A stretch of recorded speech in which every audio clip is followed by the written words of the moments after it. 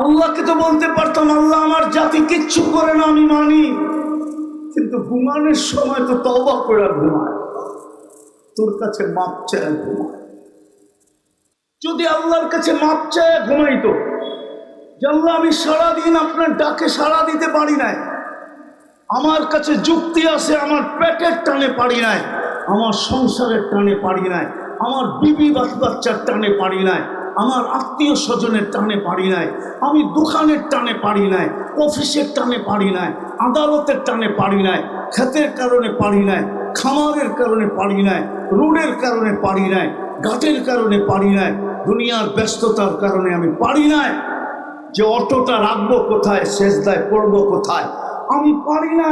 ও মালিক, আমি ঘুমাইতে চললাম, আমি স্বীকার করি আমি আসামি, তুই ডাকতেছিস আসামিকে মাফ করার জন্য, আমি হাত উঠায়া দিলাম।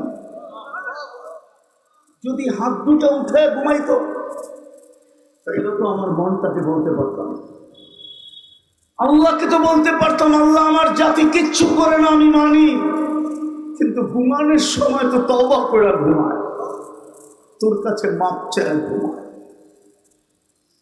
তুমি ডাকতে দেরি, হাত দুটা উঠায় দিতে দেরি করে না, আর নিজের গুনাহ স্বীকার করতে দেরি করে না। আপনি বলেন, যদি আমি প্রতিদিন করি এটা কি মানা হবে? তো আমাদের নবীজি তো চোখের পানি দিয়ে আমাদের জন্য কবুল করায় ফেলছেন, মঞ্জুর করায় ফেলছেন, আল্লাহর সাথে ডিট হয়ে গেছে, আল্লাহর সাথে চুক্তি হয়ে গেছে। ওয়ালাউ ফিল ইয়াউমি ৭০ মাররা, আপনার উম্মত যদি ডেলি ৭০ বারও করে, তারপর আমি গুনাহ মাফ করে দেব। তো মুহাম্মদুর রাসূলুল্লাহ ডিট করে গেছেন। প্রশ্ন মনে করতে পারেন, আবার কথা বলার ভঙ্গিও মনে করতে পারেন। আমার সমাজ প্রশ্ন করতে পারে যে উলামা আমাদেরকে এরকম বিরক্ত করে কেন, কিছু করতে গেলেই আমাদেরকে বাধা দেয় কেন? এই প্রশ্ন আমার জাতি আমার কাছে করতে পারে,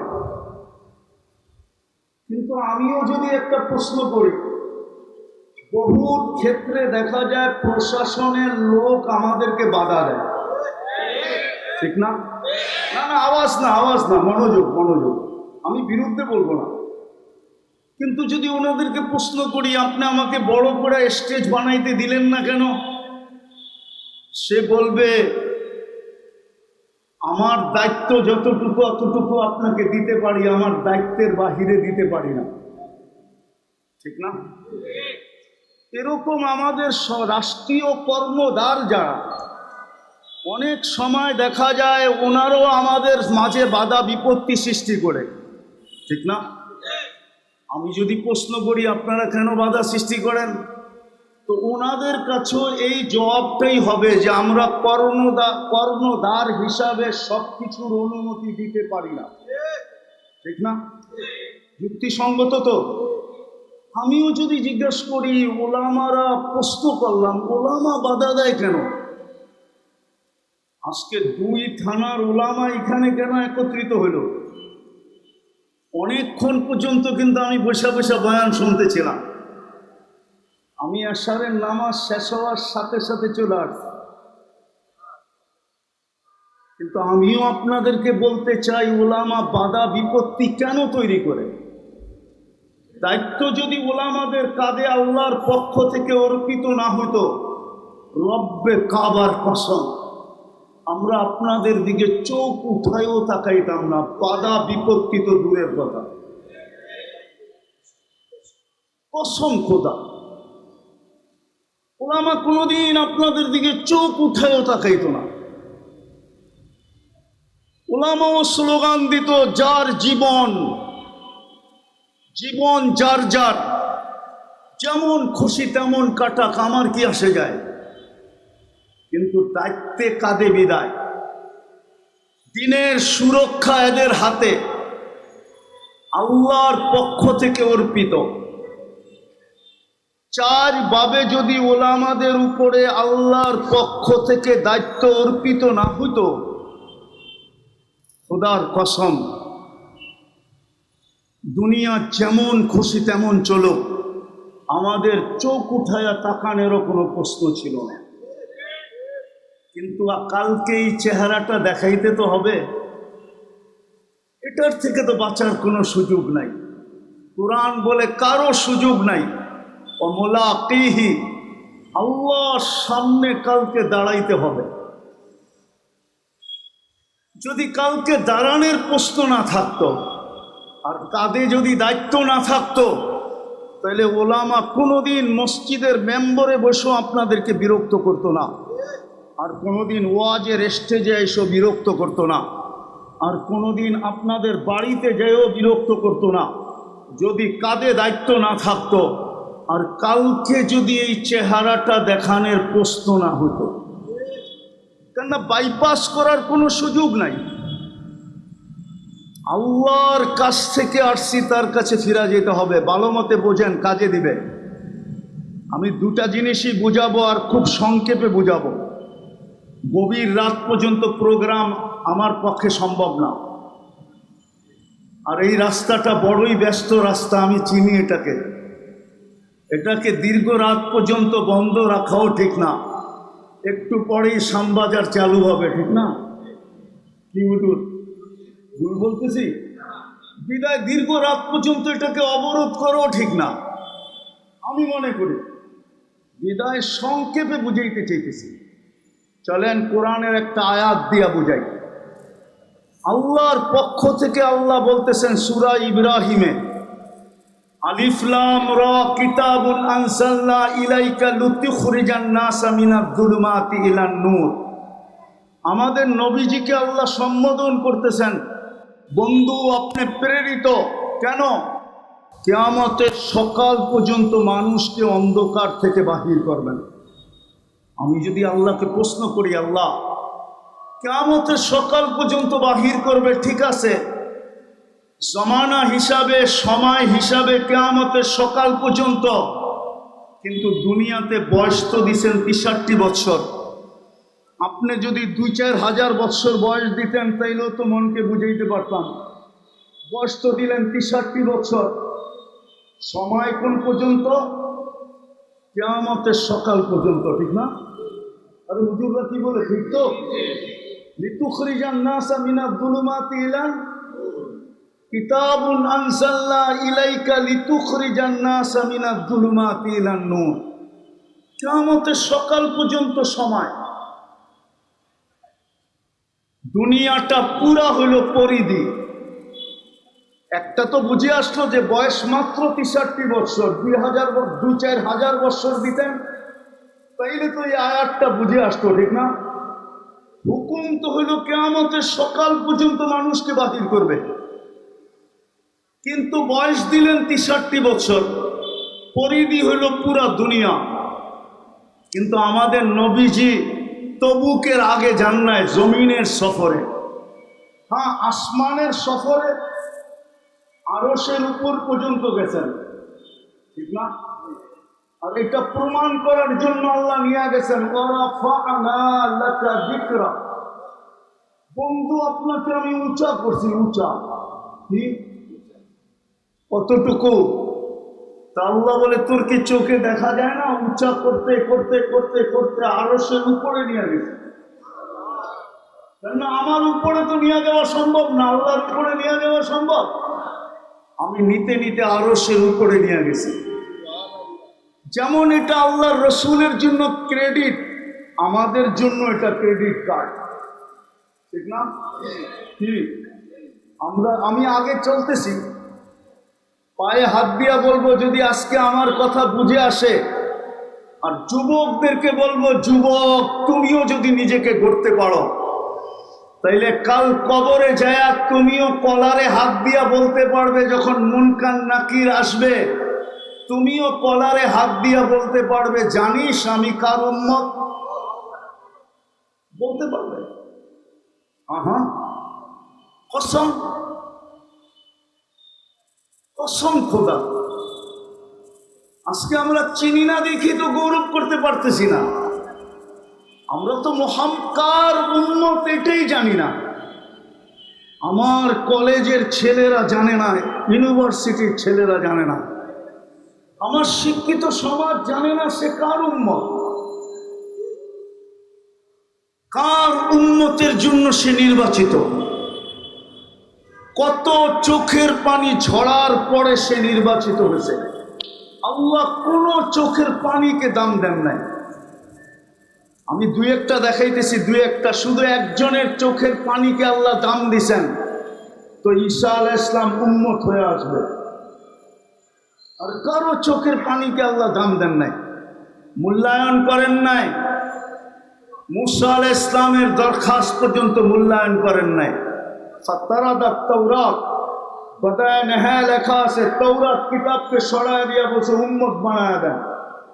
আল্লাহ বলছে সম্ভব না, সাবাক্তা মিনহুম, তুমি অনেক আগে চলে আসছো, উম্মত বানানো সম্ভব না। আর দ্বিতীয় জবাব হইল সম্ভব না কেন? আমি আগেই বন্ধুর উম্মতকে বাছাই করে আনিছি, আমি বাছাই করে আগেই রেখা দিছি। এখন নতুন নতুন ভিতরে ঢুকানো সম্ভব না। আমরা তো জানি না কার উম্মত, আমার যুবকরা জানে না, কসম খোদা। ওরা যদি জানতো তাহলে ওদের চুলের স্টাইল এরকম হতো না। ওরা নেটে দেখা চুলের ডিজাইন চয়েস করতো না। ওরা তো সূত্রাপুর আর কোতোয়ালির ওলামাদেরকে আসা জিজ্ঞাসা করতো, বলেন না নবীর চুলের কাটিং কিরকম ছিল, ডিজাইন কিরকম ছিল। আমি কিচ্ছু করতে পারি না, শুধু নবীর আদর্শে নবীর ডিজাইনে চুল কাটতে চাই। ইমাম সাহেব যদি জিজ্ঞাসা হাসি দিয়া বলতো, কেন? তোর কাছে যুক্তি ছিল যে কাল কিয়ামতের দিন সর্বপ্রথম তা হাউজে কাউসারে দেখা হবে, পানি পান করানোর অঙ্গীকার তো আগেই ছিল, পানি তো পান করাবে, পরক্ষণেই আমি হাত পাতবো। যদি নবীজি জিজ্ঞাসা করে হাত পাতনি কেন, বলে পানির অঙ্গীকার তো আগেই ছিল, আপনি পান করাবেন। কিন্তু সারা জীবন যে আপনার আদর্শে চুল কাটলাম, ওটার জন্য কি দিবেন? কি অযৌক্তিক কথা! হ্যাঁ, তাহলে তো আমার যুবকরা চুল নেটের থেকে ডিজাইন নিয়ে কাটতো না, ওদের সমস্ত ডিজাইন নেটের থেকে নেওয়া। আমার স্কুল কলেজের মেয়েরা হায় হায় পুরো চিঠির মাধ্যমে, ফোনের মাধ্যমে ওলামাদেরকে জিজ্ঞাসা করতো যে একটা জিনিসই আমার নবীর আদর্শ আমাকে শিখায় দেন, যাতে কাল কিয়ামতের দিন ফাতেমা রাদিয়াল্লাহু তাআলা আনহার পাশে গিয়ে দাঁড়াইতে পারি। আমি তো বলি আমার জাতির মেয়েরা যদি কিছুই না করত, শুধু শরীয়ত মতে পর্দাটাই করত, আর যেই সময় আল্লাহ ফাতেমা রাদিয়াল্লাহু তাআলা আনহাকে কিয়ামতের দিন বলতেন, ফাতেমা তোমার মেয়েদেরকে একত্রিত করো, কেননা পুরুষদের আগে মেয়েরা জান্নাতে যাবে, আর এদেরকে নিয়ে জান্নাতে চলো, আমার সমাজের মেয়েরাও ছুটে গিয়ে পাশে দাঁড়াইতে পারত। ফাতেমা যদি বলতো তুই আমার পাশে কেন, বলতো আমি বাংলাদেশের মেয়ে, আমার কাছে কিচ্ছু নাই বটে, কিন্তু তোমার মতো পর্দাটা আমার কাছে ছিল, তোমার মতো কি ছিল, কি ছিল, পর্দাটা আমার কাছে ছিল, এই জন্য আমি তোমার পাশে এসে দাঁড়াইলাম। এতটুকু তো বলতে পারতো, এতটুকু তো বলতে পারতো।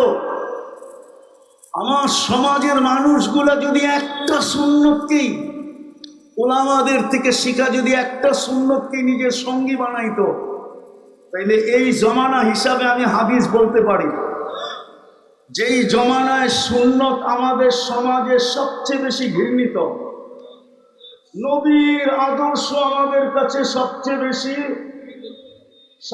বেশি ঘৃণিত, সবচেয়ে বেশি দীক্ষিত, সবচেয়ে বেশি অবহেলিত, সবচেয়ে বেশি লাঞ্ছিত, সবচেয়ে বেশি বঞ্চিত, সবচেয়ে বেশি বিতাড়িতর বিষয়, সবচেয়ে বেশি আঙ্গুল উঠে নবীর সুন্নত দেখে, ঠিক না? এই সময় তো আল্লাহর রাসূলের ঘোষণা ছিল, মান তামাসসাকা বিসুন্নতি, যে আমার একটা সুন্নতকে সঙ্গী বানাবে, ফালাহু আজরু মিয়াতু শহীদ, আমি তাকে 100 শহীদের মালা নিয়ে স্বাগত জানাবো। তাইলে তো আমার সমাজ ওলামাকে জিজ্ঞাসা করতো, যে আমাকে একটা সুন্নত শিখায়া দেন যার দ্বারা আমি 100 শহীদের মালা পাওয়ার উপযোগী হই। কনসিডার করতে করতে তো দয়াল নবী এতটুকু করছিলেন যে একটা সুন্নতকে সঙ্গী বানাও। তো যেটা আমি বুঝাইতেছিলাম, ওলামা কেন আপনাদেরকে বিরক্ত করে? তো প্রশ্ন ওঠে যে সমগ্র কিয়ামতের সকাল পর্যন্ত মানুষকে দোজখ থেকে বাহির করতে হবে, কিন্তু বয়স 63, পরিধি সারা দুনিয়া, কিন্তু সফর শুধু তবুক পর্যন্ত। কমসে কম সুলাইমান আলাইহিস সালামের মতো একটা যান্ত্রিক জিনিস দিয়া দিতেন, গুদুবুহা শাহরুন রাওয়াহুহা শাহরুন, সকালে একটা চক্কর লাগাইতো, বিকালে একটা চক্কর লাগাইতো। আপনি যখন আরশে নিয়ে দিতে পারেন তো ওই মেশিনটা দিলে অসুবিধা কি ছিল? ঠিক না? কি প্রশ্ন আসে না? তো কোরআনের ভিতরেই জবাব আছে, ওয়াওরাসনাল কিতাবাল্লাযীনা ইসতাফাইনা।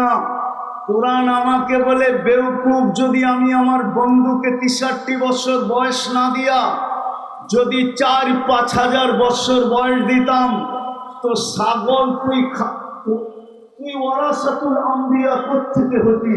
আর এই স্টেজে বসা বক্তৃতা করার ক্ষমতা তোর কাছে কোত্থেকে হতি?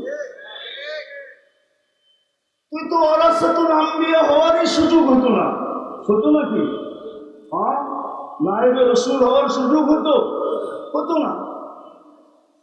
আল্লাহ বলে, এই জন্য বন্ধুকে 63 বছর বয়সে নিয়ে গেছি, আর তোর মতো ছাগল পাগলকে উত্তর সুরি বানায় নবীর জায়গায় বসায় তোদের কাজে দায়িত্ব দিয়া দিছি। এটা হইলো উলামায়ে কেরামের দায়িত্বের ব্যাপার। দায়িত্ব যদি কাঁধে না থাকতো, রব্বে কাবার কসম, কোন উলামা আপনাদের উপরে কখনো আঙ্গুল উঠাইতেন না, আপনাদেরকে কখনো বিরক্ত করতেন না। দ্বিতীয় রয়ে গেল, চেহারাটা কালকে যে দেখাইতে হবে। আর এটারও ইঙ্গিত দিয়া গেছেন, আল উলামা উমানা ও উম্মতি। আল্লাহর রাসূল যাওয়ার সময় বলে গেছেন, চলে তো গেলাম, কিন্তু কিয়ামতের সকাল পর্যন্ত উম্মত তোমাদের কাছে রেখে গেলাম।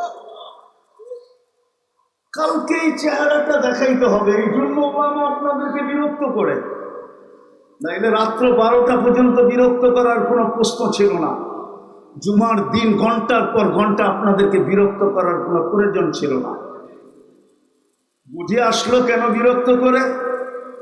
আরে বুঝলেন কেন বিরক্ত করে? একটা হলো কাঁধে দায়িত্ব, আল্লাহর পক্ষ থেকে অর্পিত। আপনি যেরকম বলেন সরকারের পক্ষ থেকে আমাদের দায়িত্ব, বিধায় আপনাদেরকে বিরক্ত করতে বাধ্য। আমাদের দেশের প্রতিনিধিরাও বলে আমরাও দায়িত্ববান, বিধায় আপনাদেরকে বিরক্ত করতে বাধ্য। আমরাও বলতেছি আমরা রব্বে কায়নাতের পক্ষ থেকে দায়িত্বপ্রাপ্ত, এই জন্যই আমরা বিরক্ত করতে বাধ্য। নাইলে আমাদের বিরক্ত করার কোনো দরকার ছিল না। দ্বিতীয় হলো, কালকেই চেহারাটা যায় দেখাইতে হবে। কোরআনে ইঙ্গিত আছে, ইঙ্গিত উলামা মানবে কিনা আমি জানি না, বলা ফেলবো। আল্লাহর রাসূল বলছে, ইয়াতি উম্মতি ইয়াওমান, হাদিসে ইঙ্গিত আছে, কোরআনে না হাদিসে। কোরআনেও আছে, একটু ঘুরা বললে, ইয়াতি উম্মতি ইয়াওমাল কিয়ামাতি উম্মাতান। এই জন্যই আল্লাহর রাসূল বলছে, তোমরা একা আসবে না। এই উলামাদেরকে সম্বোধন করে বলছে, তোমরা একা আসলে চলবে না। হ্যাঁ, হাদিসে আছে, কোন নবী আসবে, লাইসা মাহু আহাদ, একজন উম্মত থাকবে না, সে একা গেলে চলবে। কিন্তু এই উলামা একা গেলে চলবে না, বরং উম্মাতান, তার পিছনে বিরাট একটা জমাত নিয়ে পৌঁছতে হবে। নেতা যদি সম্মেলনে একা যায় না মিছিল দেয়া যায়? হ্যাঁ, কেন একা গেলে কি অসুবিধা? কি আরে বলেন না কেন?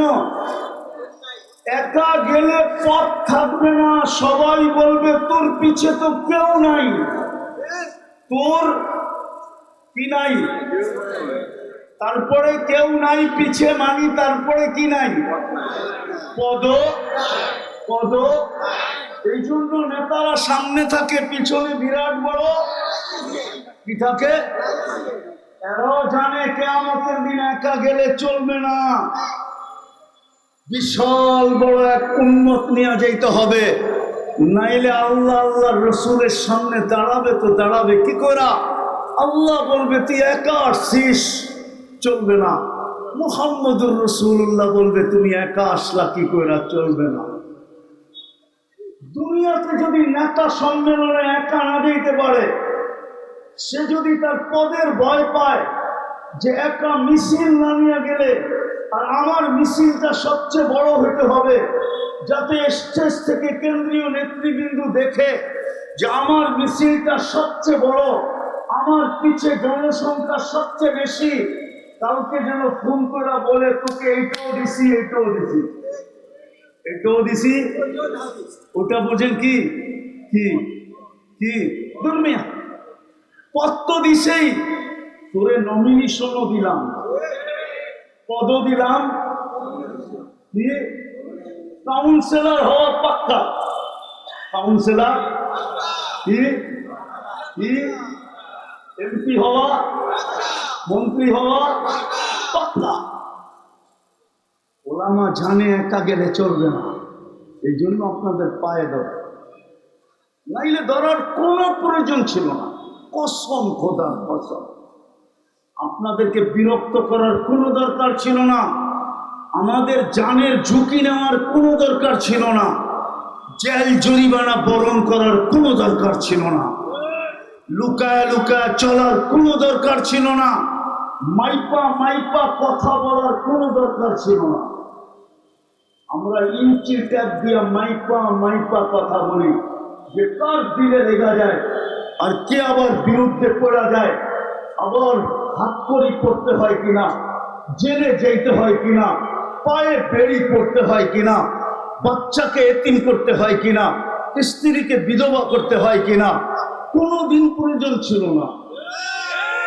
আমরাও বলতাম তারে না রে বন্ধুরে, আগেরটা বললাম না, আমরাও বলতাম তারে না রে, যার যেমন মনে চায় চলো, আমরাও বলতাম। এতটুকু বুঝাইতে পারলাম যে দুই থানার ওলামারা আপনাদেরকে বিরক্ত করে কেন, বুঝে আসছে কেন বিরক্ত করে, বুঝছেন তো?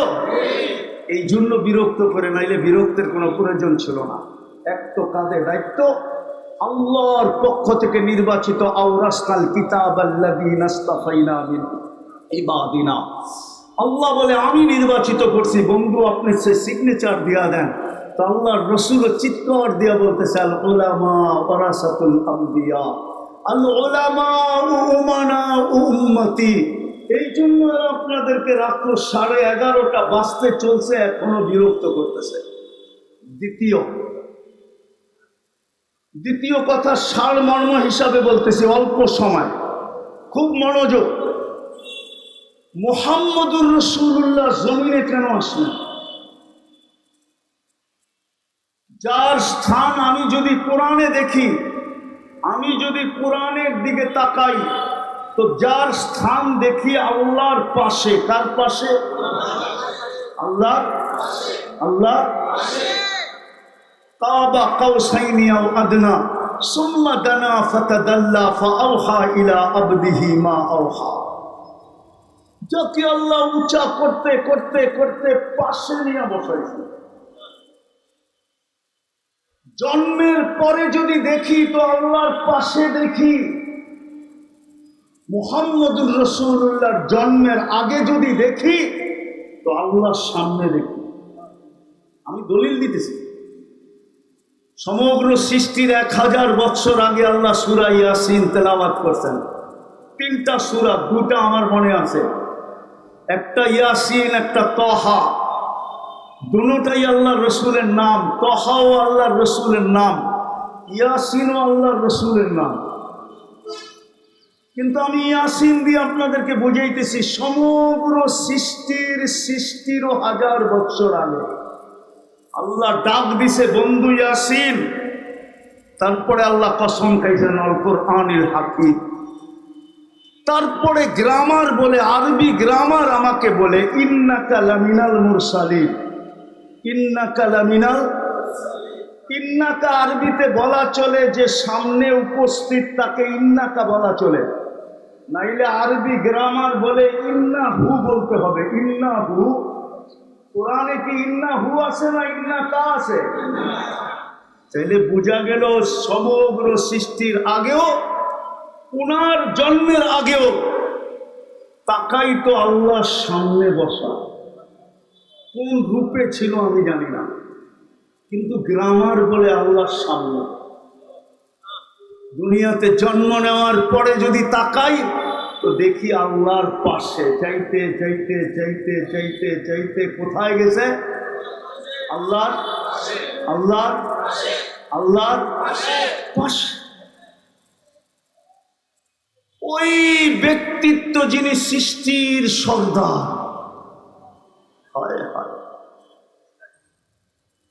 উনার অস্তিত্ব না হইলে তো এই আয়াতের অস্তিত্ব কোনোদিন হতো না। কোন হাফেজের মুখে কোরআনের এই আয়াত শোনা যেত না। সৃষ্টি জানতো না আমরা কার রহমতের ছোঁয়ায় অস্তিত্ব নিলাম। যদি উনার অস্তিত্ব না হইতো, ওমা আরসালনাকা ইল্লা রাহমাতাল লিল আলামিন, শুধু লিল আলম না, লিল আলামিন। কয়টা আলম? অগণিত আলম আল্লাহ, জগৎ আল্লাহ সৃষ্টি করে রাখছেন। সমগ্র জগৎ যার রহমতের ছোঁয়ায় অস্তিত্ব পেয়েছেন, যার রহমতের ছোঁয়ায়। জানি না ওলামা মানবে কিনা, সূত্রাপুর আবার কোতোয়ালির ওলামা তো নাও মানতে পারে, ঠিক না? ঠিক না? জায়গার একটা ভ্যালু আছে না। বাংলাদেশের সবচেয়ে সেরা থানা কোনটা? কোতোয়ালি। তার পাশে হলো সূত্রাপুর, ঠিক না? নাও মানতে পারে। আদম আলাইহিস সালাম আল্লাহকে জিজ্ঞাসা করছে, মান হুয়া কাতাবতু ইসমাহু মা ইসমিক, উনি কে যার নামটা আপনার নামের সাথে মিলায় লেখা রাখছেন? আল্লাহ জিজ্ঞেস করছে, কোথায় দেখলে? কেন?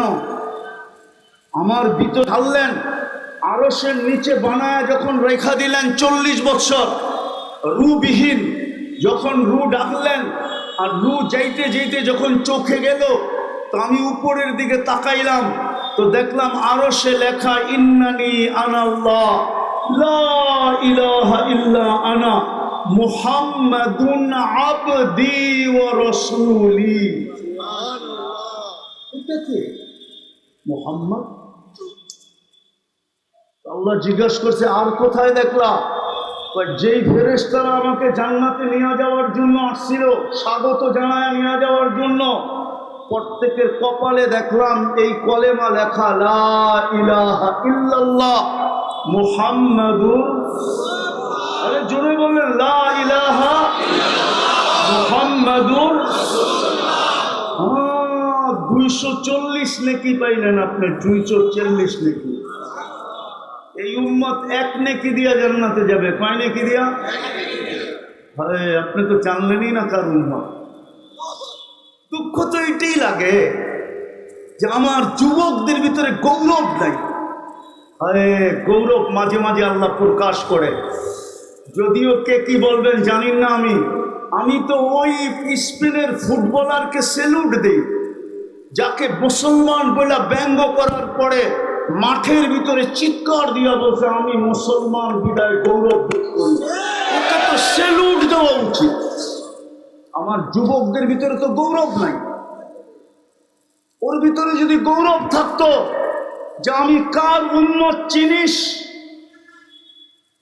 যার উম্মতকে ডেলি আল্লাহ মাফ করার জন্য, যার উম্মতকে আল্লাহ ডেলি রাত্রে মাফ করার জন্য, যার উম্মতকে আল্লাহ ডাইকা ডাইকা মাফ করার জন্য প্রতি রাত্রে প্রথম আকাশে আসে, আমি ওই নবীর উম্মত। আমাকে চিনিস? এখন কিন্তু আমাদেরকে ডাকতেছে আল্লাহ। আফসোস তো আমার এইখানেই, আমার জাতিকে আমি বুঝাইতে পারি না যে কমসে কম সারাদিন এই সদরঘাট, এই কোতোয়ালি, এই সূত্রাপুরের মানুষগুলা সারাদিন ব্যস্ততার কারণে সারাদিন 5 বার আল্লাহর ডাক শোনা সত্ত্বেও, ফজর থেকে ডাক শুরু হয়, জোহরে, আসরে, মাগরিবে, এশায় আইসা শেষ হয়, 5 বার ডাকা সত্ত্বেও আমি আল্লাহর কাছে আসতে পারি নাই। আমার কোনো আফসোস ছিল না যদি ঘুমানোর সময় আমার জাতি 2টা হাত উঠায় ঘুমাইত, যদি আল্লাহর কাছে মাপ চায় ঘুমাইত যে আল্লাহ আমি সারাদিন আপনার ডাকে সাড়া দিতে পারি নাই, আমার কাছে যুক্তি আছে, আমার পেটের টানে পারি নাই, আমার সংসারের টানে পারি নাই, আমার বিবি বাচ্চার টানে পারি নাই, আমার আত্মীয় স্বজনের টানে পারি নাই, আমি দোকানের টানে পারি নাই, অফিসের টানে পারি নাই, আদালতের টানে পারি নাই, ক্ষেতের কারণে পারি নাই, খামারের কারণে পারি নাই, রোডের কারণে পারি নাই, ঘাটের কারণে পারি নাই, দুনিয়ার ব্যস্ততার কারণে আমি পারি নাই, যে অটোটা রাখবো কোথায়, সেজদায় পড়বো কোথায়, আমি পারি নাই। ও মালিক, আমি ঘুমাইতে চললাম, আমি স্বীকার করি আমি আসামি, তুই ডাকতেছিস আসামিকে মাফ করার জন্য, আমি হাত উঠায় দিলাম।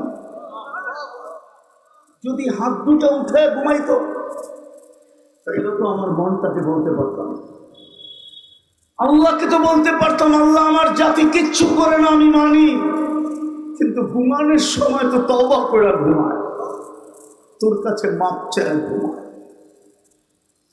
তুমি ডাকতে দেরি, হাত 2টা উঠায় দিতে দেরি করে না, আর নিজের গুনাহ স্বীকার করতে দেরি করে না। আপনি বলেন যদি আমি প্রতিদিন করি এটা কি মানা হবে? তো আমাদের নবীজি তো চোখের পানি দিয়ে আমাদের জন্য কবুল করায় ফেলছেন, মঞ্জুর করায় ফেলছেন, আল্লাহর সাথে ডিট হয়ে গেছে, আল্লাহর সাথে চুক্তি হয়ে গেছে। ওয়ালাউ ফিল ইয়াউমি ৭০ মাররা, আপনার উম্মত যদি ডেলি ৭০ বারও করে তারপর আমি গুনাহ মাফ করে দেব। তো মুহাম্মদুর রাসূলুল্লাহ ডিট করে গেছে, বলছে বন্ধু আপনার উম্মতের জন্য যদি মাফ না করি তাইলে আরেকটা প্রতিফলিত হবে না, আমি অঙ্গীকার করছি লা ইউখজিকা ফি উম্মতি, আপনার উম্মতের ব্যাপারে আমি আপনাকে লজ্জিত করব না। সাউফা ইউতিকা রাব্বুকা ফাতারদা, আপনাকে দিতে দিতে আমি খুশি করে ছাড়বো। আপনাকে আমি অঙ্গীকার দিছি সাউতোতা, আপনি চাইতে চাইতে ক্লান্ত হতে পারেন কিন্তু আমি দিতে দিতে ক্লান্ত হব না। সাফি তুসাফা, আপনি সুপারিশ করতে করতে ক্লান্ত হতে পারেন কিন্তু আমি মঞ্জুর করতে করতে ক্লান্ত হব না। এগুলা সব আপনার সাথে অঙ্গীকার, যদি মাপ না করি একটাও প্রতিফলিত হবে না। এই জন্য আমি প্রতিদিন ডাকতে থাকি, দুনিয়াওয়ালারা আসামিকে খুঁজতে থাকে। আমরা এখানে বসে বয়ান করতেছি, সরকারি ফেরেশতা এখানেও আছে, সরকারি ফেরেশতা চিনেন? হুজুররাও না চিনে না সরকারি ফেরেশতা, ঠিক না? সরকারি কেরামান কাতিবিন এইখানেও আছে। মুফতি সাহেব কি বলে? কোন রাষ্ট্রের বিরুদ্ধে তো বলে না, আমাদের বিরুদ্ধে তো বলে না। আমার খেয়ালে অনেক কাম আছে, এগুলো আমার কাজ না, এটির জন্য অনেক লোক আছে, এটা আমার কাজ না। ঠিক কেরামান কাতিবিন, আল্লাহরও ফেরেশতা আছে কাদের, ঠিক না? না নাই? আছে না নাই? হায় হায়, দুনিয়াওয়ালারা শাস্তি দেওয়ার জন্য আসামিকে খুঁজতে থাকে আর আল্লাহ মাফ করার জন্য ডেলি রাত্রে আল্লাহর আদালতের মুজরিমকে ডাকতে থাকে। আমরা না আল্লাহ চিনলাম না রসুল চিনলাম, চিনছি খালি ঈদে মিলাদুন নবী। কি চিনছি? কি? আমি বিরুদ্ধে বলতেছি না, আমার মেজাজ না এটা। আপনি ভাবছেন ঈদে মিলাদুন নবী করে আপনি পার হয়ে যাবেন, আপনি ভুলের জগতে আছেন, এটাই আমি বুঝাইতে চেয়েছি। মুহাম্মদুর রাসূলুল্লাহ কেন আসছেন? আমার যুক্তি তর্ক বলে না উনি জমিনে পা রাখুন, উনি কেন জমিনে আসলেন? আল্লাহ যখন জমিনে আসে না তো আল্লাহর পাশে যিনি বসা উনি কেন জমিনে আসলেন? সৃষ্টির সর্দার কেন আসবে? সৃষ্টির রাজা কেন আসবে? কিয়ামতের মাঠের রাজত্ব যার হাতের মুঠায় সে কেন আসবে? কিয়ামতের মালিক আল্লাহ আমি মানি, কিন্তু রাজা হলো মুহাম্মাদুর। উনি কেন জমিনে আসবে? কবরের প্রশ্ন কয়টা? প্রথম প্রশ্ন কি? আরে জোরে বলেন না। ইমাম বুখারী বলে না। ইমাম বুখারী আপনাদের সাথে একমত না। ইমাম মুসলিম আপনাদের সাথে একমত না। কবরের প্রথম প্রশ্ন মান রব্বুকা না। 3 প্রশ্ন আমিও মানি, কিন্তু প্রথম প্রশ্ন মান রব্বুকা না। ইমাম বুখারী লেখছেন কবরের প্রথম প্রশ্ন হলো মা কুনতা তাকুলু ফি হাদার রাজুলি মুহাম্মাদি। বলো আমার বন্ধুর রঙে কতটুকু রঙিন ছিল, আমার বন্ধুর আদর্শে কতটুকু আদর্শবান ছিল, কতটুকু আমার বন্ধুর রঙে রঙিন ছিলাম। রব্বে কাবার কসম, দুনিয়া আল্লাহ চিনত না, চিনারও কথা ছিল না। আল্লাহ আবার মানুষ চিনে কি করে? আল্লাহ তো শুধু আল্লাহ না। আল্লাহ শুধু আল্লাহ? আরে আল্লাহ শুধু আল্লাহ নাকি? হ্যাঁ, মনে হয় বোঝেন না। আল্লাহ শুধু আল্লাহ। আপনাদের কোর্টে গেলেই তো জজদের কামরার সামনে লেখা থাকে পরিচয়, উনি কত নম্বর আদালতের জজ এবং কতটুকু পদস্থ জজ। লেখা থাকে না? না থাকে? কত জানি না করতে না।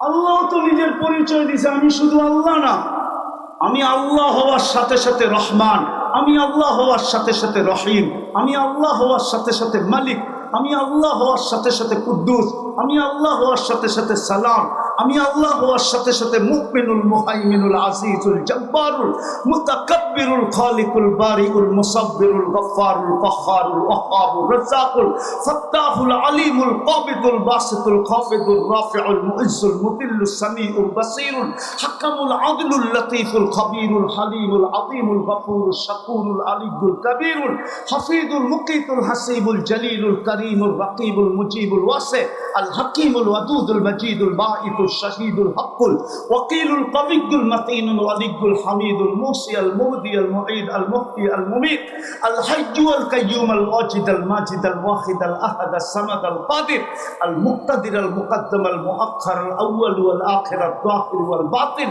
আল ওয়ালি আল মুতাওয়ালি আল বদর আল তাওয়াব আল মুনতাকিম আল আফু আল রাউফ মালিক আল মুলক আল জালালি ওয়াল ইকরাম আল মুকসিত ওয়াল জামি ওয়াল গানি ওয়াল মুগনি আল মানি আল দার আল নাফি আল নূর আল হাদি আল বদি ওয়াল বাকি আল ওয়ারিস ওয়াল রশিদ আল সাবুর। আমি আল্লাহ হওয়ার সাথে সাথে 99 পদের মালিক। আমরা তো আল্লাহ চিনি না,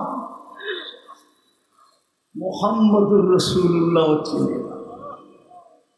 আফসোস আমরা আপনাদেরকে চিনাইতে পারি না।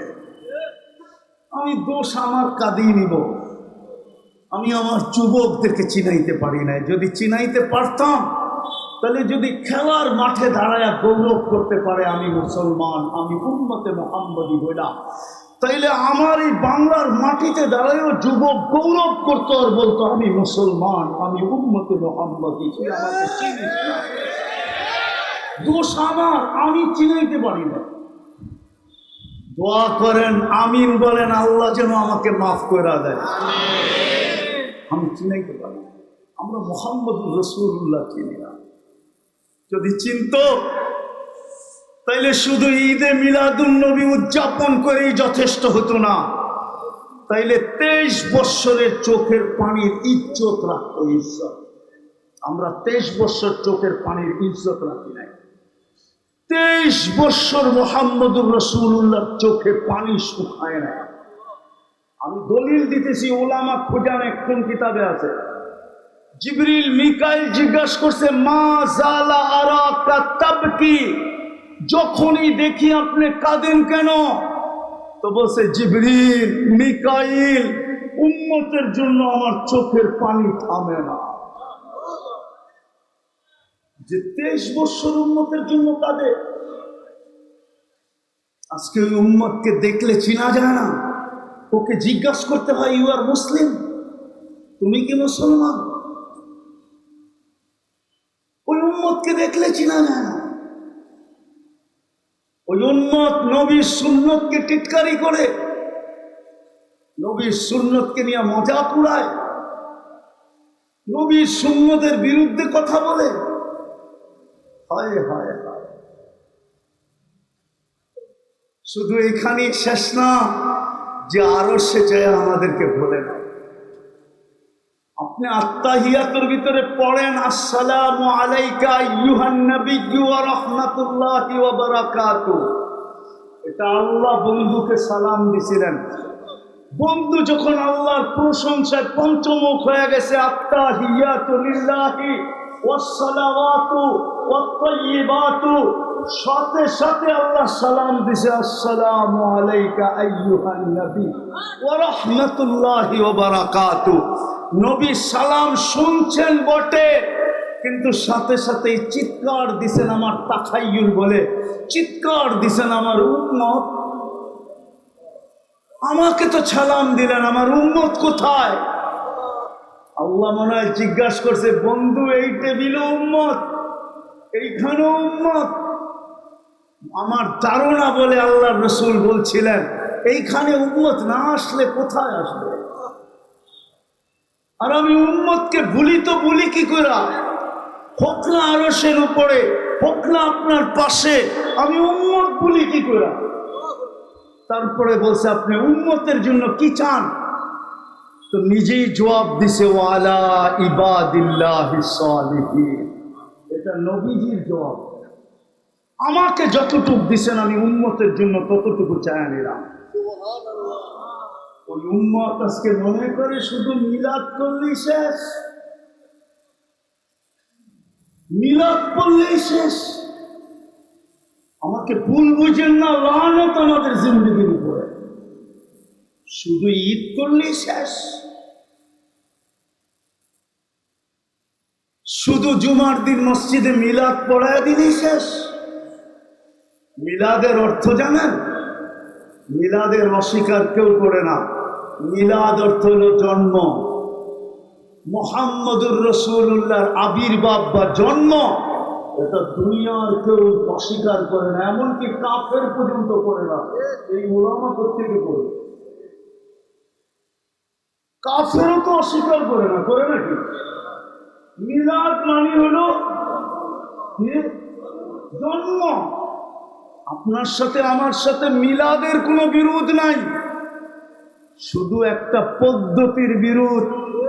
আপনি তো বলেন খুশি একদিন মানায় শেষ করে দেওয়া। আরে খুশি তো তুই 24 ঘন্টা মানাবি যে আমি উম্মতে মুহাম্মদ। 365 দিন তুই খুশিতে নাচতে থাকবি, যাকেই দেখবি তাকেই বলবি চিনিস। হায় হায়, সামান্য চামচ হয়ে যদি মাটি দিয়া না হাঁটে, আমি বুঝানোর জন্য বলতেছি, কাউকে ক্রিটিসাইজ করার জন্য না। আমরা এই দেশে জন্ম তো, আর এই দেশেই আমরা ট্যাক্স দেই। হ্যাঁ, আবার মনে করেন না হুজুর দিকে ট্যাক্স দেয় না, না না ট্যাক্স দিই। আমরা এই দেশেই জন্ম তো, আর এই দেশেই ট্যাক্স দেই।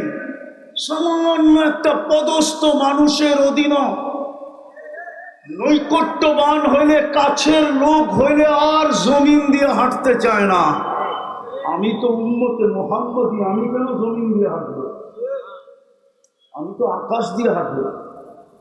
আমারও তো গৌরব আছে যে আরো সে যা বলে নাই, যিনি দুনিয়া, আপনাদের ভিতরে দিল আছে কিনা আমি দেখতে চাই। যিনি দুনিয়ার থেকে বিদায় নেওয়ার সময় 9টা পরিবার রেখা যেতেছেন। হাসান হোসাইন ক্ষুধার্ত, আলী ফাতেমা ক্ষুধার্ত। ঘরে এতটুকু তেল নাই যে বাতি জ্বালানো যায়। যদি থাকতো তাহলে আম্মা জান আয়েশা রাদিয়াল্লাহু তাআলা আনহা মিথ্যা বলতেছেন না, যে এতটুকু তেলও যদি থাকতো তাহলে খিদা নিবারণের জন্য পান করে নিতাম। যেই নবী দুনিয়ার থেকে ক্ষুধার্ত যাইতেছেন, কিন্তু চোখে পানি, জিবরিল ভাবছিল পরিবারের জন্য, হয়তোবা হাসানের জন্য, হয়তোবা হুসাইনের জন্য, হয়তোবা আলীর জন্য, হয়তোবা ফাতেমার জন্য। জিজ্ঞাসা করছে এখন কাঁদেন কেন? তো জবাব দিছে জিবরিল যা ভাবতেছ তা না, আমি তো উম্মতের জন্য কাঁদতেছি। আমার ইবাদুল উম্মতি, আমার পরে আমার এই উম্মতদেরকে বুকে জড়ায়া কে রাখে? ওই উম্মতের যুবকের চেহারা দেখলে চিনা যায় না? যুবক তোমার পায়ে হাত রাখি, লানত তোমার যৌবনের উপর। তোমার চুলের স্টাইল দেখলে চিনা যায় না? উম্মতে মুহাম্মাদীকে দেখলে চিনা যায় না? উম্মতের নারী দেখলে চিনা যায় না? আমি লন্ডন থেকে আসছি 8 তারিখে, আসার কথা ছিল আমার 17 তারিখে। অসুস্থতা বেড়ে যাওয়ার কারণে আমি 8 তারিখে চলে আসছি। আমি লন্ডনে বলছিলাম বেশিরভাগ প্রোগ্রামগুলোর ভিতরে, বিশেষ করে মহিলাদের ভিতরে যে প্রোগ্রামগুলো হয়েছিল, যে লন্ডনে বসবাসকারী সারা দুনিয়ার মুসলিম পুরুষ আর নারী যদি একটা কাজ করতো, শুধু একটা কাজ, তাইলে শুধু পুরা লন্ডন না, পুরা ইউরোপ, পুরা কানাডা, আমেরিকা, অস্ট্রেলিয়া, নিউজিল্যান্ড গবেষণা কেন্দ্র খুলতে বাধ্য হতো যদি আমাদের ঘর থেকে পুলিশের কাছে সন্তানের পক্ষ থেকে মা বাবার বিরুদ্ধে যদি কোনোদিন একটা কল না যেত, ফোন না যেত, স্বামীর বিরুদ্ধে স্ত্রীর পক্ষ থেকে যদি একটা ফোন না যেত, স্বামীর পক্ষ থেকে যদি স্ত্রীর বিরুদ্ধে একটা কল না যেত,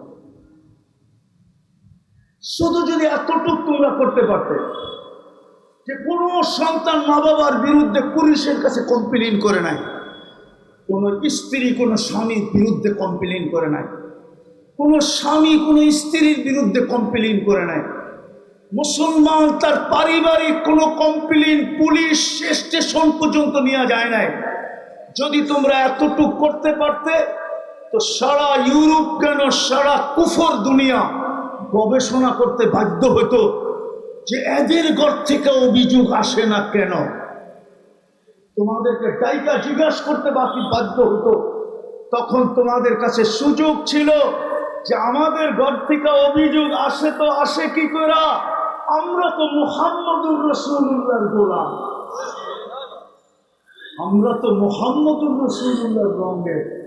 যার ঘরে 3 মাস চুলা জ্বলে নাই ওই ঘর থেকেই তো অভিযোগ যায় নাই। আমাদের ঘরে তো ডেলি চুলা জ্বলে, আমাদের ঘর থেকে অভিযোগ যায় তো যায় কি? যেই ঘরের সন্তান জিহ্বা চুষা খিদা নিবারণ করতেছেন, হাসান হুসাইন আল্লাহর রাসূলের জিহ্বা চুষা খিদা নিবারণ করতেছেন, কিন্তু মা বাবার বিরুদ্ধে অভিযোগ দেয় নাই। যুবকরা তো বলতো আমরা হাসান হুসাইনের উত্তরসূরি। কিয়ামতের দিন যখন আল্লাহ হাসানকে বলবে, হুসাইনকে বলবে শাবাব আহলি জান্নাহ, যুবকদের জান্নাতের সর্দার, ওনাদেরকে বলবে যুবকদেরকে একত্রিত করো, তোমাদের জান্নাতে যাওয়ার পালা। যখন হাসান হুসাইন ডাকবে আর যুবকরা ছুটে যায় পাশে দাঁড়াবে, হাসান হুসাইন জিজ্ঞাসা করবে তুমি কেন আমার পাশে? কিচ্ছু ছিল না আমার কাছে, কিন্তু মা বাবার বিরুদ্ধে আপনারা যেরকম জিহ্বা চুষা খিদা নিবারণ করছেন, মা বাবার বিরুদ্ধে কোনোদিন অভিযোগ করেন নাই, আমরাও আপনাদের আদর্শে আদর্শবান হয়ে কোনোদিন মা বাবার বিরুদ্ধে অভিযোগ করি নাই, এই জন্য আপনাদের পাশে এসে দাঁড়ায়। তাহলে তো আমার যুবকরাও গৌরব করতে পারত। আমি বললাম একটা কাজই যদি তোমরা করতে, জানি না আমার আওয়াজ ইংল্যান্ডের কোনা পর্যন্ত পৌঁছে কিনা জানি না, হয়তো পৌঁছলেও পৌঁছতে পারে, মিডিয়ার যুগ। একটা কাজই যদি তোমরা করতে, তো যেটা বলতেছিলাম, দুনিয়ার থেকে বিদায় নেওয়ার সময় আমাদের জন্য চোখে পানি নিয়ে চলে গেছে, এখনো কাঁদতেছেন, রওজায়ে আতহারে এখনো কাঁদতেছেন।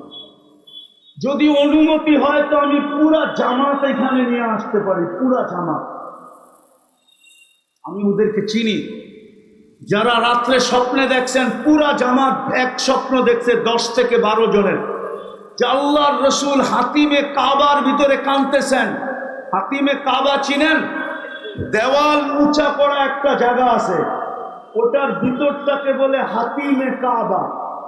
ওটার ভিতরে সেজদায় কাঁদতেছেন। জিজ্ঞাসা করছেন, ইয়া রাসূলুল্লাহ কাঁদেন কেন? তো বলছে, আমি বাংলাদেশের সাদা সিধা উম্মতের জন্য কাঁদি, সরল সহজ উম্মতের জন্য কাঁদি।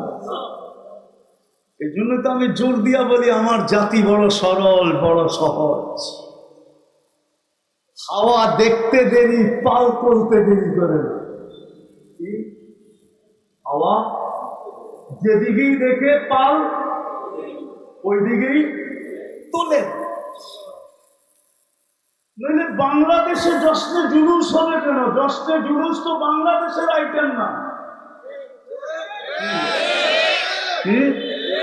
ওলামা বলো এটা বাংলাদেশের আইটেম নাকি লোকাল আইটেম? এটা তো ইম্পোর্টেড আইটেম। কি ইম্পোর্ট করা হয়েছে? এটাকে কি করা হয়েছে? ইম্পোর্ট করছে। জানি না ইম্পোর্টারকে হবে কেউ, নাইলে তো এইটা এই দেশের প্রোডাকশন না। এই দেশের ইতিহাস বলতে গেলে আমি অন্যদিকে চলে যাব। আপনি জানেন না আপনার দেশের ইতিহাস? জানেন এই দেশের দুইটা শক্তি আছে। কয়টা? একটা বাহ্যিক শক্তি আর একটা আধ্যাত্মিক শক্তি, যেটা এটার মাটির ভিতরে লুকানো আছে। কোথায়? কত? 1400 বৎসর ধরে মাটির নিচে লুকানো আছে, আরো বেশি হবে। আপনি বাংলার মাটির ইতিহাস জানেন না? এর যে একটা আধ্যাত্মিক শক্তি আছে এই মাটির নিচে লুকানো। বলবো, আল্লাহর রসুল হিজরত করেন না মক্কায়, তখন 3 সাহাবী এই জমিনে চলে আসছেন। 4 সাহাবী, আবু ওয়াক্কাস, ওহাব ইবনে মালিক, কাসেম ইবনে হুযাইফা, উরওয়া ইবনে সাসা, 2 জন এইখান থেকে চীনে গেছেন। আবু ওয়াক্কাস গোয়ানজুতে, ওহাব ইবনে মালিক মঙ্গোলিয়ার বর্ডারে। 2 সাহাবী ইতিহাসবিদরা বলে এই জমিনের ভিতরে এখনো ঘুমানো আছে। কাসেম ইবনে হুযাইফা, উরওয়া ইবনে সাসা। এই জন্য বাংলার মাটির একটা ইতিহাস আছে। এটা নিয়ে যদি কেউ বেশি খেলতে চায় তো তখন এই মাটি চায় ওকে রান আউট করতে। যদি রান আউট না হয় তাহলে এই মাটি চায় ওকে ক্যাচ আউট করতে। যদি ক্যাচ আউটও হইতে না চায় তো এই মাটি ওকে বোল্ড আউট করে। আর যদি বোল্ড আউটও হইতে না চায় তো এই মাটি ওকে ছক্কা মাইরা বাউন্ডারির বাকিতে করে। এটা এই মাটির আধ্যাত্মিক শক্তি। কি মাটি প্রথম দেখে কি করতে? রান আউট করতে, তারপরে বোল্ড আউট করতে, তারপরে ক্যাচ আউট করতে। যদি তিনটাই না হয় তখন একবারে ছক্কা, একবারে। এটাই মাটির আধ্যাত্মিক শক্তি।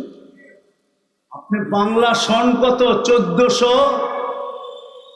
আরে কন্যা কত? 1438, 1433। আরবি হইল 1400, হিজরি হইল 1448। বাংলা বহু পুরানো জমানা, নবীজির জমানার কাছাকাছি বাংলা। যেটা এটার একটা আধ্যাত্মিক শক্তি আছে, কেউ জানে না। ওই ইতিহাসের ছাত্রই না কোত্থেকে জানবে?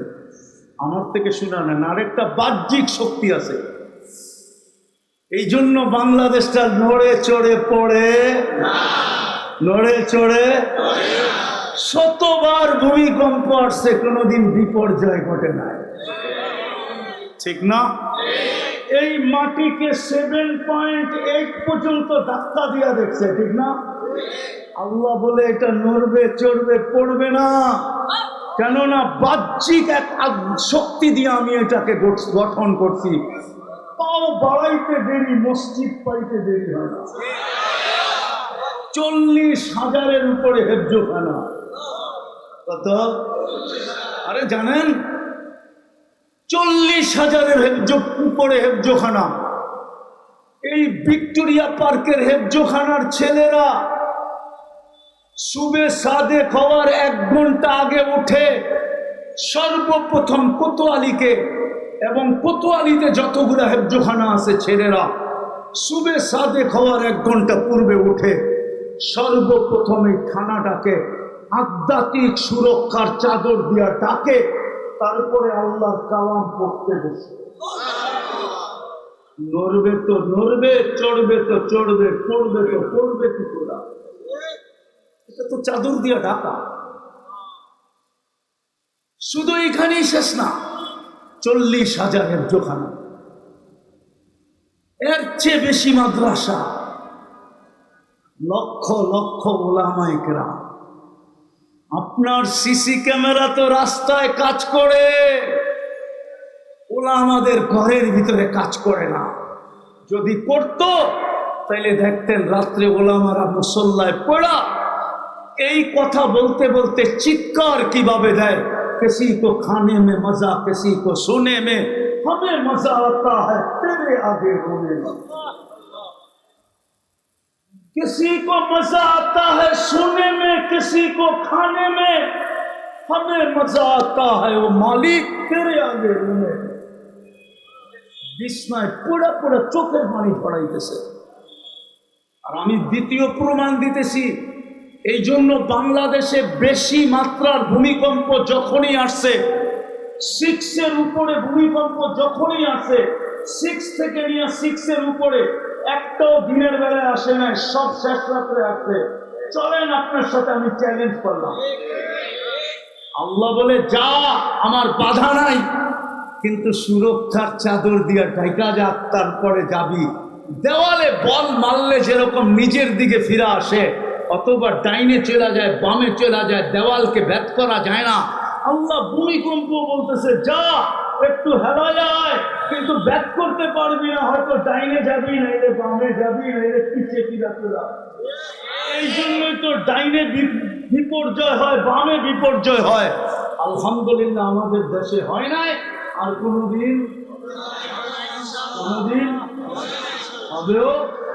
সত্য তো মানেন, করেন আপনারা থাকতে ভূমিকম্প হয় কি করে? এত মাদ্রাসা, এত মসজিদ, এত ওলামা, এত আল্লাহওয়ালা। চলেন, আল্লাহর রসুল এখনো কাঁদতেছেন, কবর থেকেও কাঁদতে কাঁদতে উঠবেন। কাঁদতে কাঁদতে উঠবেন আর বলবেন আমার উম্মত কোথায়, ময়দান তো খালি। জিবরিল আলাইহিস সালাম সান্ত্বনা দিবেন, আপনার আগে কাউকে উঠানো হয় নাই, শান্ত হন, উম্মত এখনো ওঠে নাই। প্রথমেই আপনাকে উঠানো হলো, মাকামে মাহমুদে নিয়ে যাওয়া হলো। মাকামে মাহমুদে নিয়ে যাবে বটে, আমি এই 2 থানার ওলামাদেরকে জিজ্ঞাসা করি, আমাকে একটা দলিল দেখ যে আল্লাহর রসুল 1 মিনিটের জন্য মাকামে মাহমুদে বসবে। কি বলে ওলামা, কি বলে ডাইন দিকে বাম দিকে বসবে না, 1 সেকেন্ডের জন্য বসবে না, শুধু হাতলে হাত রেখে দাঁড়ায় থাকবে। আল্লাহ বলবে বসেন না কেন? বসে যে 3 জায়গায় ছড়বে ও বসে তো বসে কি করে? প্রথম জবাব হলো এটা। দ্বিতীয় জবাব হলো আমি বসলাম। মাকামে মাহমুদ যদি আমাকে জান্নাতে নিয়ে চলে গেল, তাহলে আমার উম্মতের কি হবে? 1 সেকেন্ডের জন্য বসবে না।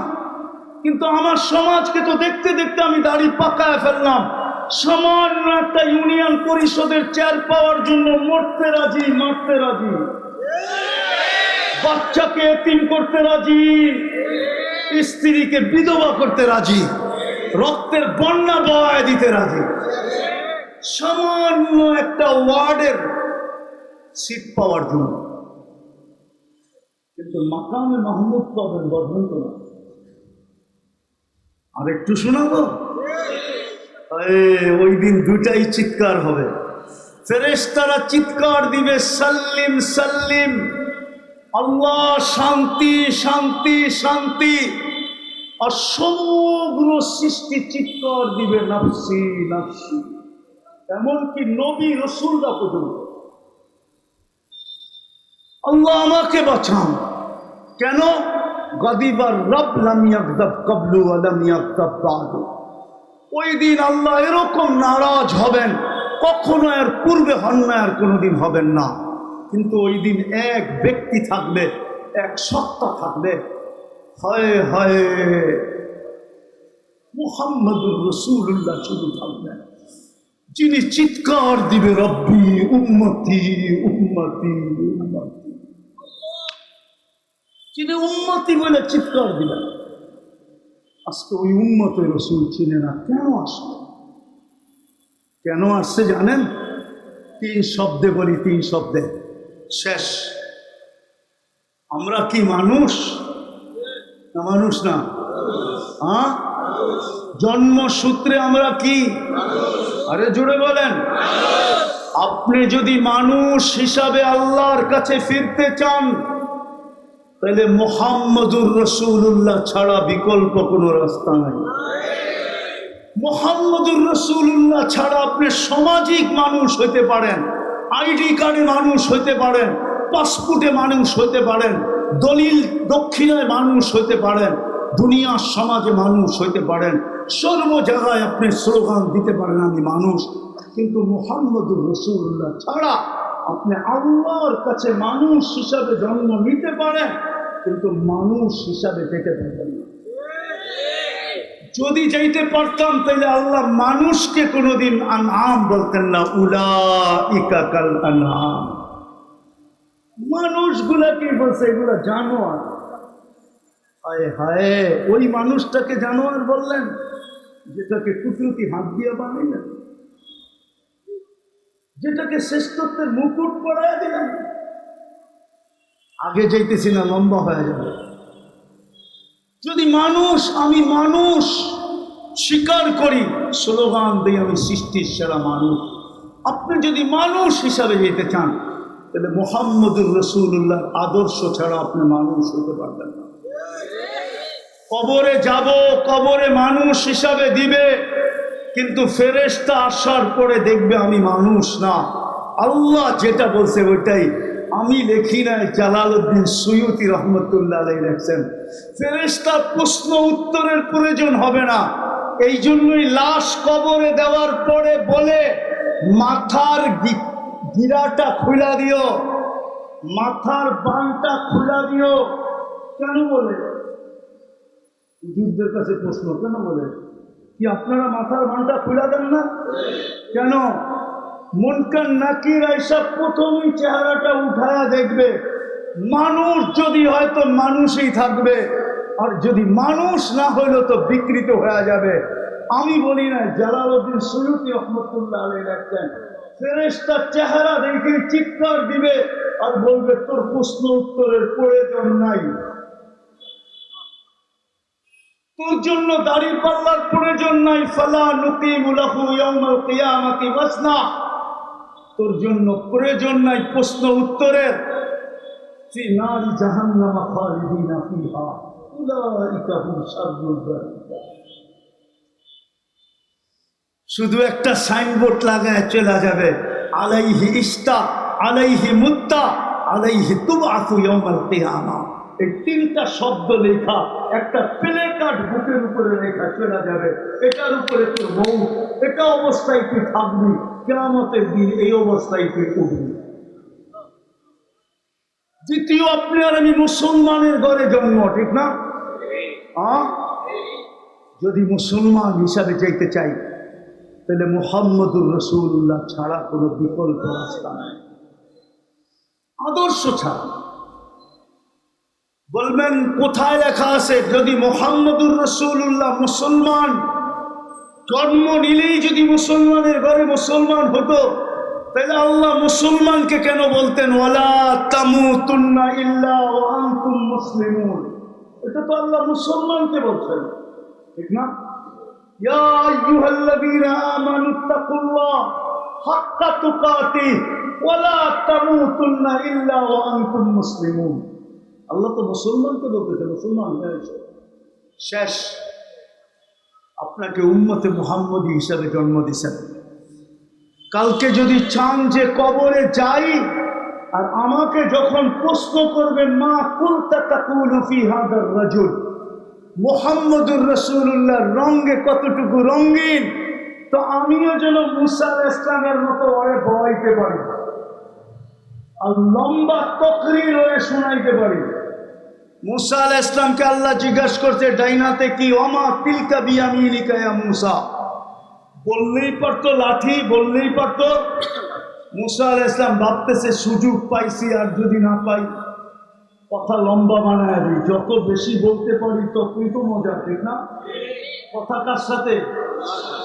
সুযোগ পাইছি, আর যদি তুমি লম্বা শুরু করে দিছে, হাদা আসায়া আতাওয়াক্কাউ আলাইহা ওয়া আহুশু বিহা আলা গানামি ওয়া লিয়া ফিহা মাআরিবু উখরা। মাআরিবু আল্লাহ তো উখরা বলছে, কিন্তু উনি উখরারে কত লম্বা করছে এটা তো আল্লাহই জানে, ঠিক না? কি বলেন? সত্য তো? তো যখন জিজ্ঞাসা করবে মা কুনতা তাকুলু ফি হাদার রাজুলি মুহাম্মাদি, তুমি কতটুকু উনার রঙে রঙিন ছিলা, এটা যখন আল্লাহ জিজ্ঞেস করবে যে কতটুকু তার রঙে তুমি রঙিন ছিলা বলো, তো সাথে সাথে বলবে, সাথে সাথে জবাব দিবে মুহাম্মাদুর রাসূলুল্লাহ। আমি যেটা বলতেছি ওটার প্রমাণ দিতেছি, হাদিসের শব্দ আছে, এই জন্য আমি হাদিসের শব্দ দিয়ে প্রমাণ দিতে চাইতেছি, হাদিসের শব্দ দিয়ে আপনাদেরকে প্রমাণ দিতে চাইতেছি। জিজ্ঞাসা করবে যে তুমি ওই ব্যক্তি সম্বন্ধে তোমার ধারণা কতটুকু, মা কুনতা মা ইলমুকা বিহাদার রাজুল মানে মুহাম্মাদিন। হাতের ভিতরে টাইনা বয়া বলবে, হ্যাঁ বলবে, দাঁড়ায়া বলবে যা ওনার ব্যাপারে আমাকে জিজ্ঞেস করতেছো, তখন বলবে জানা বিল বাইয়িনাতি, চিৎকার দিয়া বলবে মুহাম্মাদুর, তারপরে বলবে জানা বিল বাইয়িনা আজাবনা ওয়া আমান্না ওয়াত্তাবা'না। লম্বা, মনে হয় মুনকার নাকিরে বসে বলবে বহ তোর আগে চিনাই উনিকে। এই এক একটা শব্দ দিয়ে এক এক মাস ওয়াজ করা যায়, এক এক মাস। কি কয়টা শব্দ বলবে? মুহাম্মাদুর রাসূলুল্লাহ বলবে প্রথম, তারপরে বলবে জানা বিল বাইয়িনাত, এটাই বললা কি শেষ করবে না? বাইয়িনাত দুই চারটা দেখাইব না? কি কয় হুজুররা, দেখাবে না? দেখাবে না? ওয়াল হুদা, হেদায়েত নিয়ে আসছেন, কেমন হেদায়েত এটাও তো দেখাবে, ঠিক না? আজাব না, আমরা ডাকে সাড়া দিছি, আমান্না ঈমান আনছি, ওয়াত্তাবা'না আমরা ওনাকে মানার মতো মানছি। কি জিজ্ঞাসা করো? এইবার শুনেন ফেরেশতা কি জবাব দিবে। ফেরেশতা বলবে নাম সালেহা, আমার তাখায়ুল বলে, তাখায়ুল, তাখায়ুল বুঝেন তো, আমার মনের ধারণা বলে। ফেরেশতারা বলবে ছাইরা দে মা কান্দা বাঁচি, আরো তো আসতেছে, ওগুলো জিজ্ঞাসা করতে হইব। তুই যে লম্বা প্রশ্ন উত্তর শুরু করতো তকরির, তাহলে বাকিগুলোকে কখন জিজ্ঞাসা করবো? জলদি ছাইরা দে, আমরা অন্যগুলোর কাছে যেতে হবে। তখনই চিৎকার দিয়া বলবেন নাম সালেহা। ইমাম বুখারী আছে, ঘুমা, তুই নিশ্চিন্তে ঘুমায়া যা।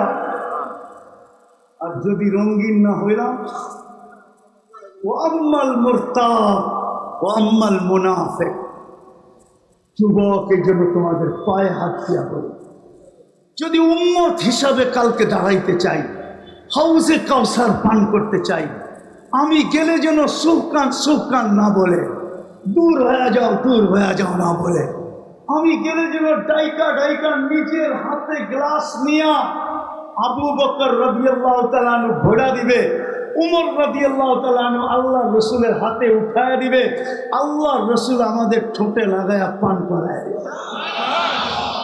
আর হাউজে কাউসার যার ঠোঁটে লাগবে, আমি ইসলামে লেখা দিব সে জান্নাতি জান্নাতি জান্নাতি জান্নাতি।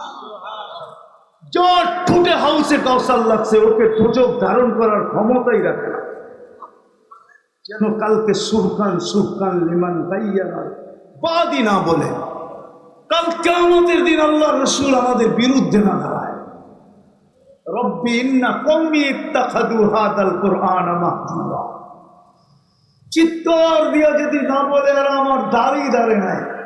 যেমন এক হাদিস আমার মনে উঠলো অনেক দিন পরে, আল্লাহর রসুলের এক হাদিসের শেষ অংশ আছে, শুনো, কান খুইলা শুনো। আনতুম বুরাআউ মিন্নী ওয়া আনা বারীকুম মিনকুম। একদিন আসবে তোমরা আমার সুন্নতের ধার ধারবে না, আমিও তোমাদের দুরবস্থার ধার ধারব না। এক সময় ছিল মদিনা মুনাব্বারায় দোয়া করতে দেরি, কবুল হতে দেরি হতো না। আজকে আল্লাহওয়ালারা যে মদিনা মুনাব্বারায় চোখের পানি ধরায়।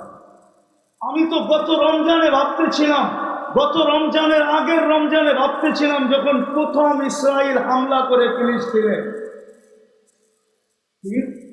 তারপরেই রমজান আসছিল, আমি মক্কা মদিনার কান্না দেখা ভাবতেছিলাম এই চোখের পানি রং নিবেই নিবে।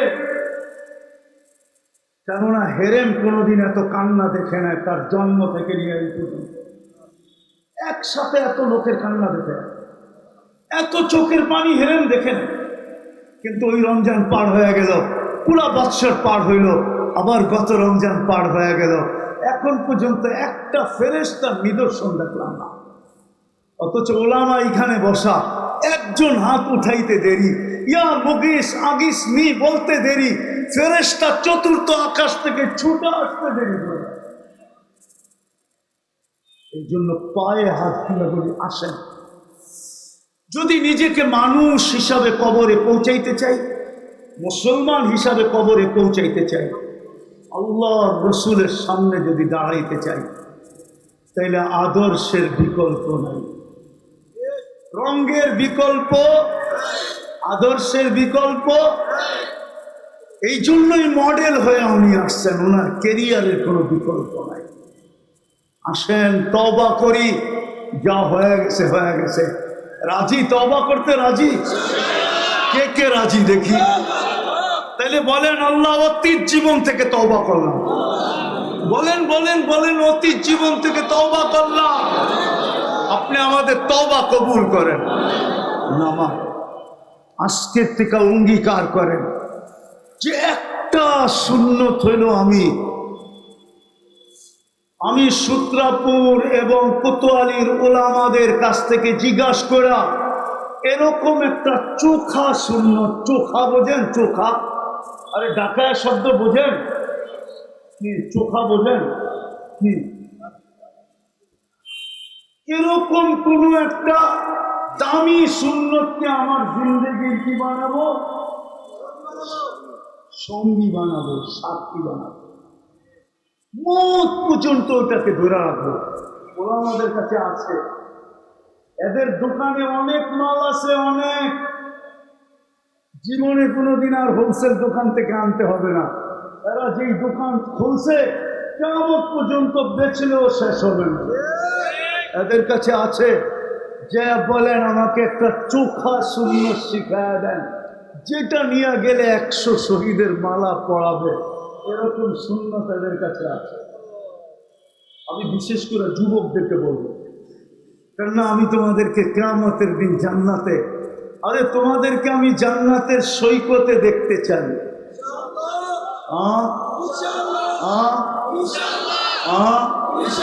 জান্নাতের সৈকত আছে, জান্নাত খোলার সময় নেই। আবার কোনোদিন যদি আবার দেখা হয়, তাহলে ইনশাআল্লাহ বলবো, আল্লাহ আমাদের সবাইকে আমল করার তৌফিক দান করেন। ওমা আলাইনা ইল্লাল বালাগ। কেউ উঠাউঠি করবো না, আরে দোয়া আপনারা করবেন। হুজুরে ডাকেন, হুজুরে। আরে আরে পাটুয়াটুলির হুজুরে ডাকেন তো।